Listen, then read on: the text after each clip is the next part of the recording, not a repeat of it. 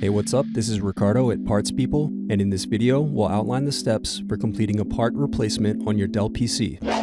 Visit our website and use this coupon for a 5% off discount.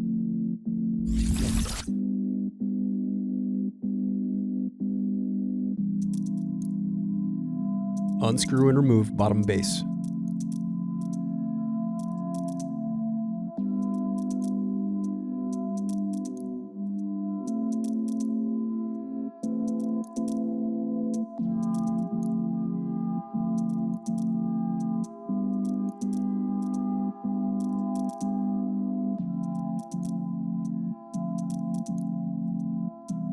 Now unscrew and disconnect battery.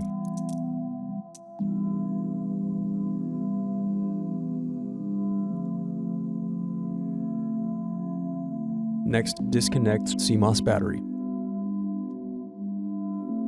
Thanks for watching. Don't forget to like and subscribe if you enjoyed this video. And if you need more, check out this playlist to watch other tutorials for your laptop. You can also click here to find parts for your laptop at partspeople.com.